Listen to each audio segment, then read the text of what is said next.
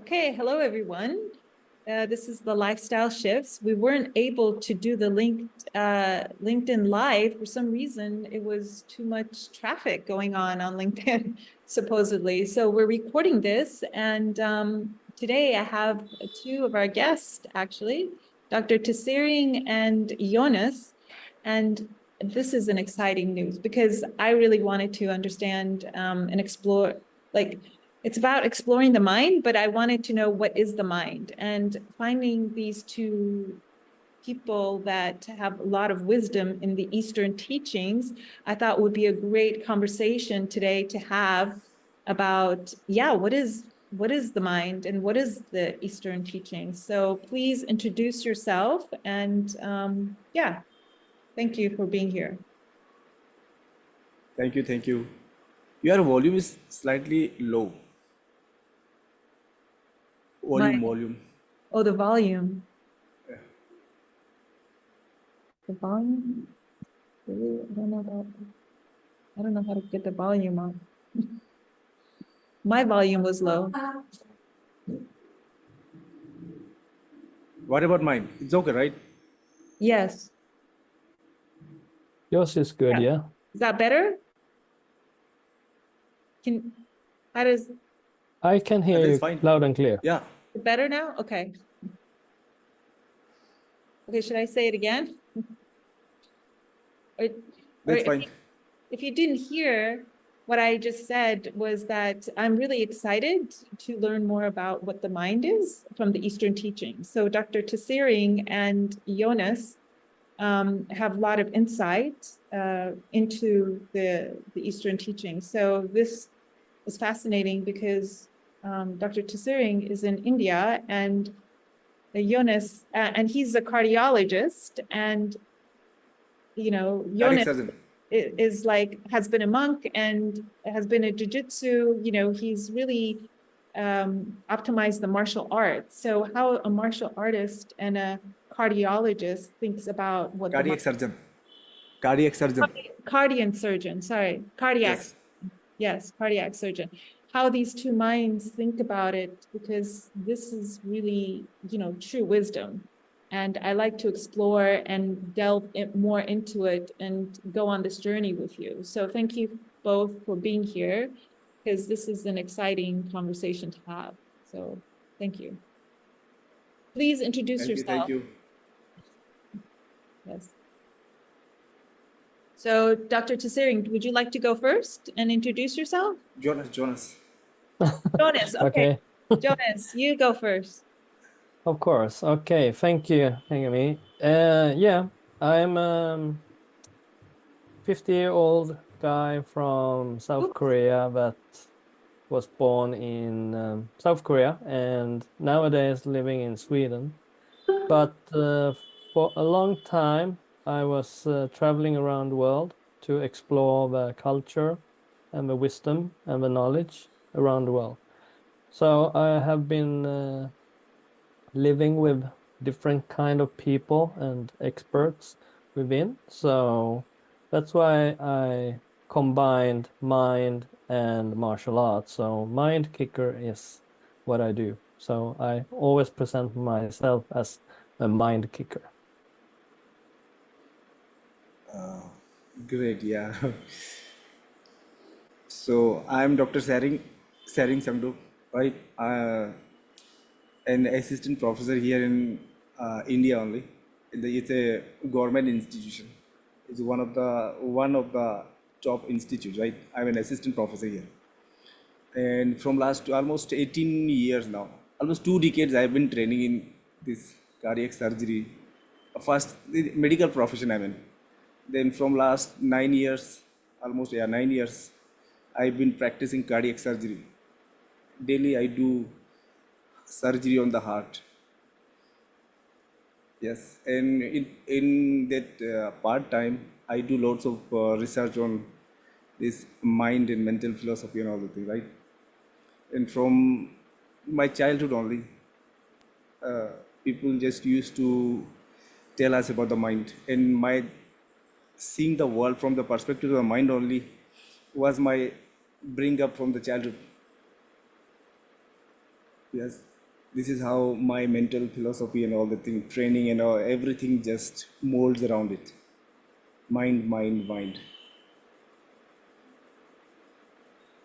And the question, you made a comment about how the mind is more than the body, and that's what triggered this conversation for me to reach out to Jonas. And so I guess I really want to understand like how it's more than just the body, because you mentioned about being consciousness, right?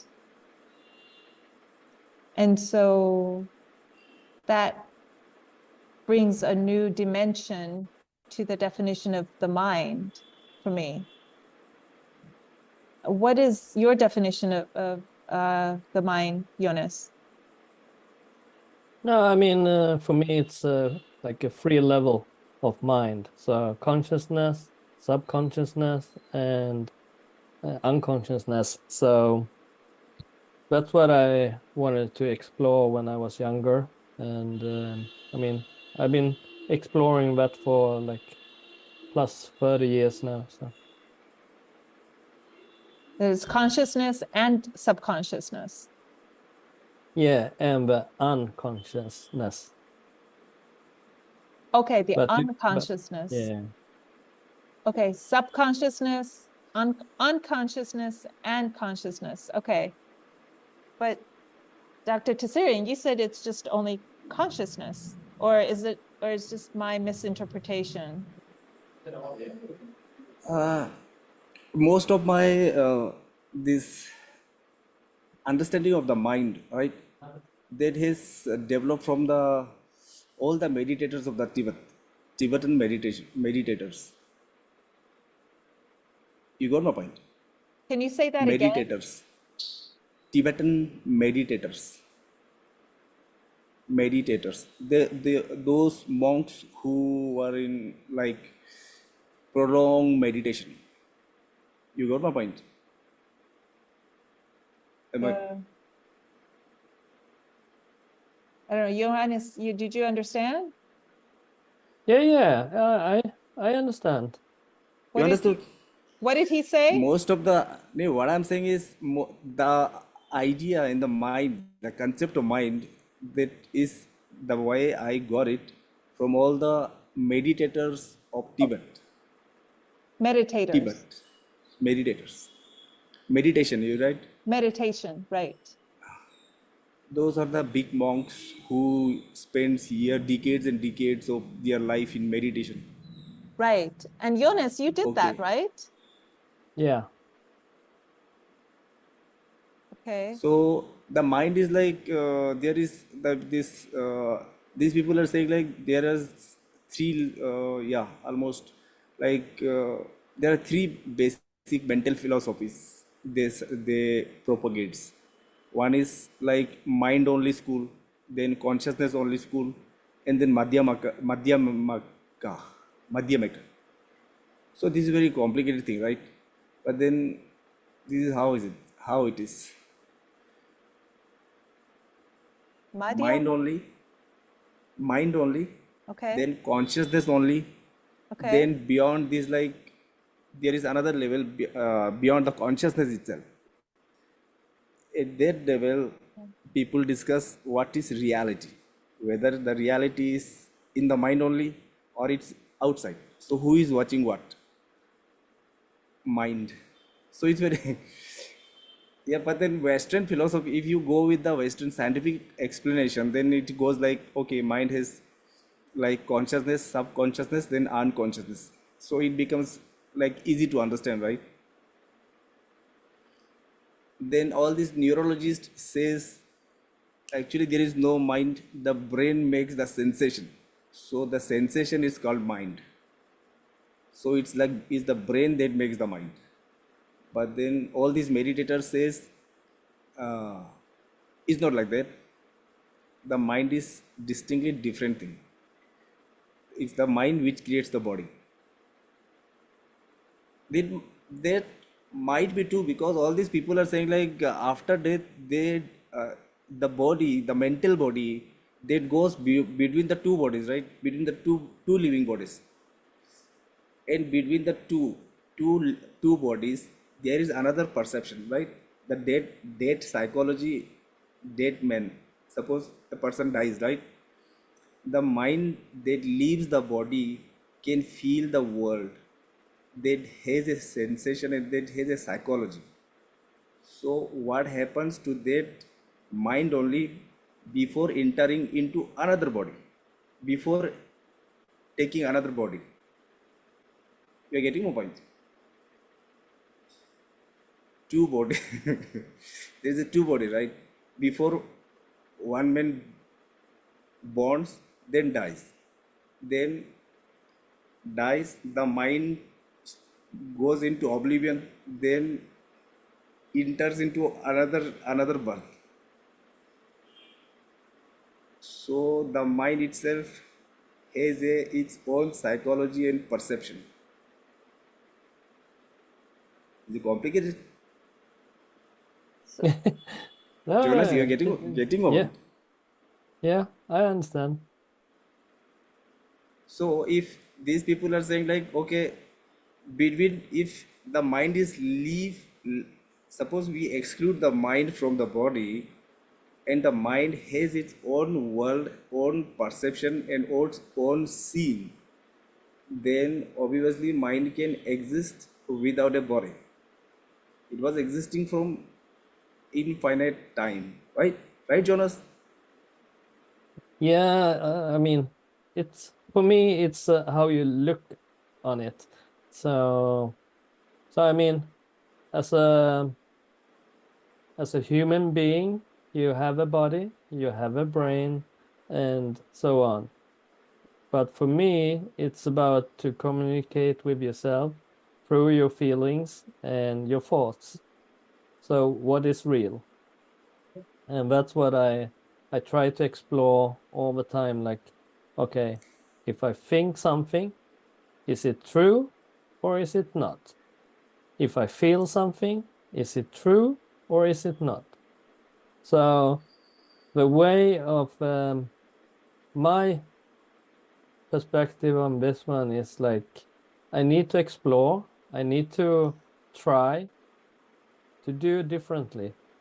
So I try to reset myself a lot of times. Like if I give you some gloves in your hands, especially in martial arts, you almost directly put them on because your mind is so focusing on I'm going to get my gloves on my hands. But then I challenge my participants in that one, like I didn't say, but put on the gloves. I just gave you a pair of gloves. So, so I have a holistic view on this one. I mean, you know more about the body, about how it works and like that. But for me, it's more like the outer world as also like a training area. So it's how the perception you says. If I blindfold you, you can't see what you normally see. What happened with your other senses? So it's also a combination like what I know about the perception. It's like 80% of your uh, minds are coming from mind thinking are coming from your perception in seeing. If you don't see it, then you don't think about it as you normally do because you can't see what it is. So it's a way. I understand what you're talking about, uh, all that holistic view perspective on that one too. So it's really interesting to listen to you. So continue, please. Okay. Now, just let me.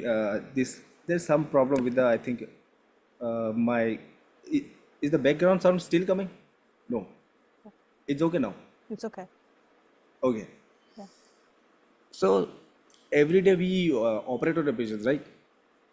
So we can knock out a consciousness. So the body remains like numb for another 4 or 5 hours, right? Then we can operate on it. But then when the anesthetic drugs effect is over, the consciousness comes back to the body. But then, so when the consciousness comes into the body, the person, the body itself can never feel it. The one that is just passed. No? But that is very strange. And even then, all the sensation, what you are saying, right? It limits to the skin only. Skin only. When you go deeper, the level of sensation is like not like the skin. So there is an explanation because developmentally, embryologically, every cells of human body develops from two cells, one or two cells, right? Two cells. So at one particular stage, the brain, there is a three layers: ectoderm, mesoderm, and endoderm. If you say it in the simple English, there is like outer layer, inner layer, and between the two layer, right? So from the outer layer, all the brain and the skin develops. So that's how the skin is connected to the brain. So that's how, if we, the neurology's concept is alright, because this brain creates a sensation, and the sensation is mind. But then if you, like a catch, right? If you consider whole body in the brain, whole of it's like a brain only, a body only, then mind is something different. Okay, then you will be able to distinguish the two. In that situation, if you consider the brain is body, the body is also a brain. So this whole part is like a brain. You are getting a point. In that situation, you will be able to uh, segregate the two. What is mind and what is the body? Now, all the we have an analogy to go deep into this. If you want to know it, then I will share it to you. Should I go with it? It's like from innumerable times, right? Time immemorial, there was a time when the mind was like the awake mind was actively engaging with the world, right? Through the body. Then one day, the mind says like, yeah, it's over, it's too tiring. Let me sleep for some day. I will delegate all my work to you. So it delegated its work, is awake mind, right? It's awake mind delegated its all work to the body, brain in the body.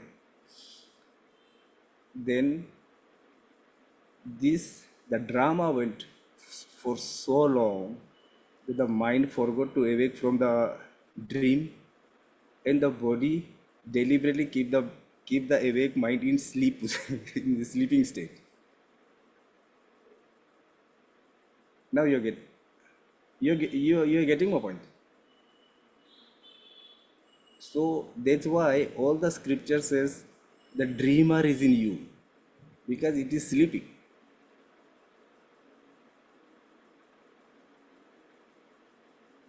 Are you getting my point? No. Because the Yeah, awake mind, what I understand, you're talking about like from the religious perspective.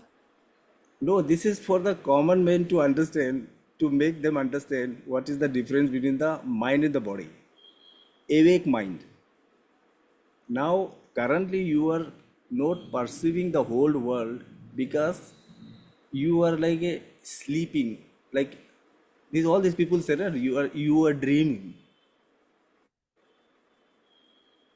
right?" Yeah, dreaming. Yeah. because you are not awake. Although you are awake, but we are mentally blind because we cannot perceive the whole world at a one point. We cannot perceive the 100% of the world, right? It's a limited perception. We are living a limited perception. Then, if you want to perceive the whole of the cosmos at once, then you have to have a awake mind. But then, where is the awake mind? Then, okay, awake mind is somewhere in us. So, if you want to perceive the whole everything at once, then you have to awake from your dream. Although now coming back to that, previously I analogy shared that at one point of time the mind delegated its whole work to the body and it slept, and from then onwards it's sleeping, right? This is just to make people understand the mind and the body is different. This is what I believe, because it works to think further into it. Otherwise, everything just jumbles up. We won't get clarity unless and until you have this thing in your mind. Now, up to this point, the explanation of the mind. Now, obviously, everybody will say, where is the dreamer, right? Suppose somebody has a something accident or somebody has got a very tragedy, right? Then obviously you will ask him why this has happened to him, right? So somebody will say like it is because of the circumstances. So if you exclude the circumstances from his life, then he will say like I suffered because of my friends, and then you again exclude the friends, then he will ultimately goes to the family. His mind will go on blaming others. And so like, no, it's not because of the family. Then he will another come with another excuses. Then again you go on excluding that thing. Then ultimately it's the people mostly in that this hospital situation, they all blames like this. So if somebody dies, then people say like it's because of the God. The God has done it, right? So then ultimately we say like, where's God? Right? Then they say like, the God is within you. God is everywhere and it is within you also. Then we say, Arey, if God is within me, then why I am having such a restrictive life? Why we are all having such a pathetic life, right? It's every day there is something or the other. We want to stay in peace, but then something happens, then it just goes on blasting, right? Life is not a, it's just one after another, one event after another, it just goes on hitting on us. So now, I say like mind is like this, right? Suppose mind and body is different, then the mind, the awake mind was slept, my awake mind slept once and then it never woke up, right? So where is it? You will ask, right? So it's in within you. Then where is in me, right? Now, from this onwards, all these symbolism and mythology concept works, mostly Western concepts, Western like Christian iconography and all the thing. So, where is the dreamer, right? So Christian says like it's in the Calvarium, head. Calvarium head. Calvarium or Golgotha. Both these two words they use synonymously. So Golgotha is also head and Calvarium is also head. Right? So what, how come it land in the, how come it's in the Golgotha? So they will say because somebody has nailed it with 5 nails. So 5 nails becomes the senses. That's why the Christ Jesus Christ, that iconography, there is 5 nails on the body. This is so the real you is like buried in your head, and it is constantly nailed with the sensory signals of the body. And you always believe like the body is real, no? But real you is dreaming. That's why Alice in Wonderland, you all might have read, no? That book, Alice in Wonderland. Yeah. There is like little D, what he's doing, then he's dreaming, just wake him up. That there is one line comes. That that that lines also indirectly hints at us, the dreamer in us. So this is how it goes. Human is such, if you say human body is the mind is the body, right, then there is a very big fallacy, because uh, every sensation that goes to the brain, right, it's called every messages that goes to the brain is we call it like sensation. It's only sensation upstream. That's the messages that sends by the body to the brain. It's called sensation. When the brain calculates the messages, and it's like our brain recognize objects based on pattern, right? So it's called perception. The messages that goes to the brain is sensation, and object identification is like perception, right? But then again, the same situation, suppose you put somebody, conscious man, suppose he is living in India, right? Suppose we anesthetize him and shift it to suppose South Korea, right? And let him awake in South Korea. Then obviously instantly his perception just everything just shifts. Now he doesn't have any control. So body as such, we cannot consider body as a mind. So this is how I think the mind is different with the body. But then there is this discussion, mind and the body, right? It was going on from last almost 300 years in record history. From the Descartes, we said like Descartes. I mean, there is one famous Britisher, Descartes. I think I don't know how should I pronounce it, but then from then onwards, the discussions started and it never ended. Body and the brain. So another this is Western concept, right? The mind, the dreamer is in you, but it's like a casket, like, right? That has 5 nails, like a coffin, right? So there is a 5 nails in it. Then same analogy, this all these Egyptians, right? All their tomb. Again, the tomb is like head again. The concept of tomb. So everybody says like that all the dead people are in the tomb, that one day it will awake, right? Rise. One day it will rise. But then the real you is in your head. It is buried. So we always expect that it will awake, then we will perceive the whole world, right? But then when you awakes, then that person becomes like the king, right?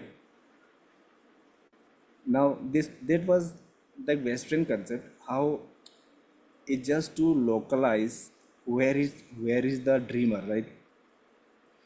Then there is from the eastern side, all these Hindu religion, these people say like you are living in city of 9 gates, city of 9 gates, City of the 9 gates. 9 gates, city of 9 gates, gates, Okay. Nine because the gates. body itself has all these openings, no? two eyes, two nose, mouth, ears, and all those. No, they consider there is a city of nine gates. They will consider the body has a nine opening. That's why it's a city. And from these nine gates, the mind interacts with the world. Mm. Now that this, the one you said just like said, na, Jonas, that when you train people, na, you hand over a gloves to a student, then instantly the student just puts on the gloves, right, without your instruction. Yes. That is the, if you study brain, suppose wherever you are, right, if I say hold a pen, okay, right, hold a pen, so the position of the hand, it is predetermined position, because the position becomes the hand position from becomes from this onwards is like this. You're getting my point. You just watch your own movement, right? Mm. That will really help you to understand why students skills doesn't improve. Yeah, I mean, I challenge the pattern that they have built up during their lifetime and also the habits and that's why like I understand what you're talking about mostly, but for me it's more on the on that level that you want to change the habits to a better to improve your life and also to challenge is it true or not true, you know, the feelings, because when the body when the body get shaky, that you said, like when it goes a message to the brain, I'm afraid or I'm sad or something, or I'm freezing my body.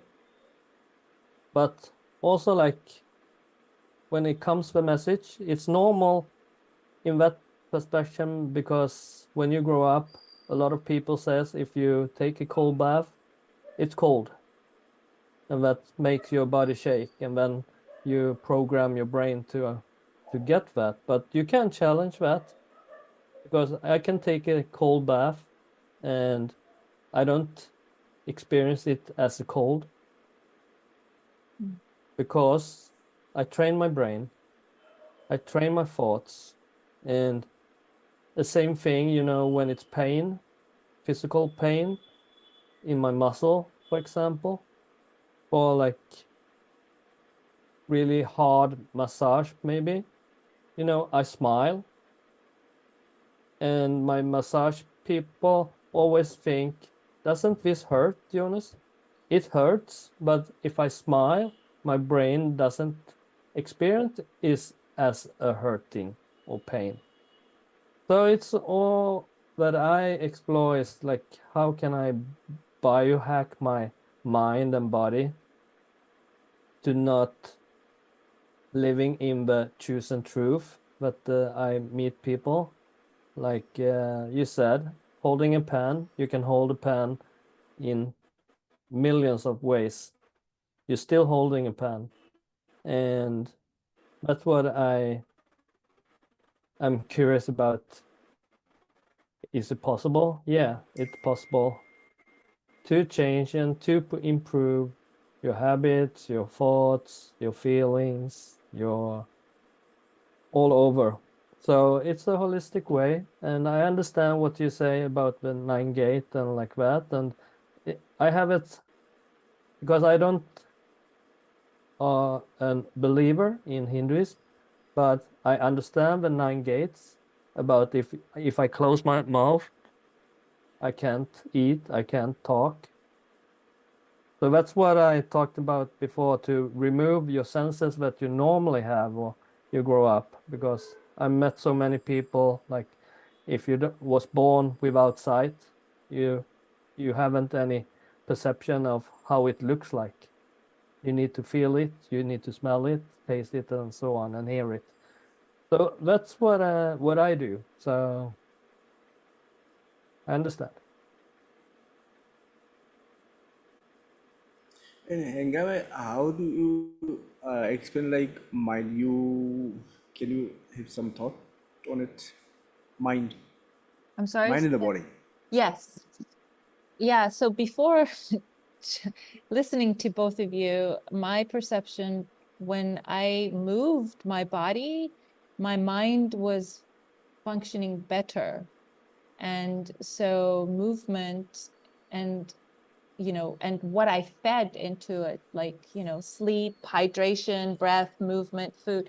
I think all of these inputs into the body made my mind, alter. Does that make sense? Like,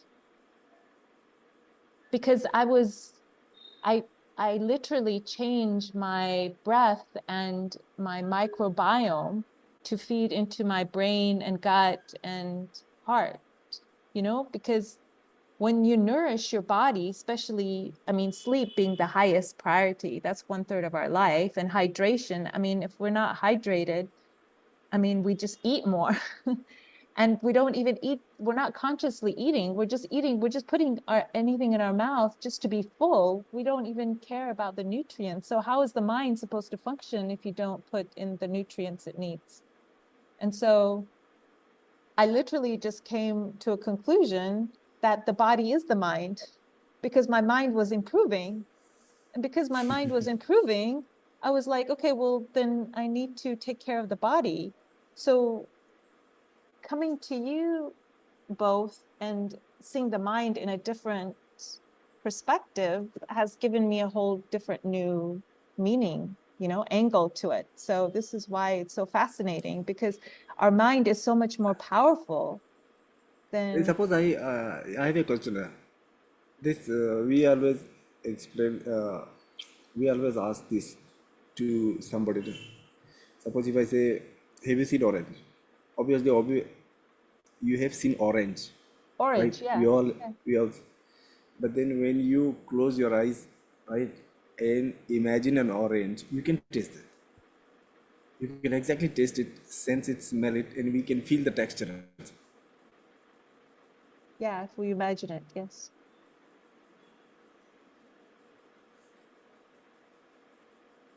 So Yeah. mind It's a classical test, but in that way too, I explored that I can imagine, I can listen to someone who talked to me about that. How does it feel when you squeeze a lemon drop in your mouth and like that? And then I can like switch off my mind and reset it because I don't know how a lemon tastes. So it doesn't affect my mind. So I don't get the saliva and like that in my mouth. Okay. And that's what I mean about how you can train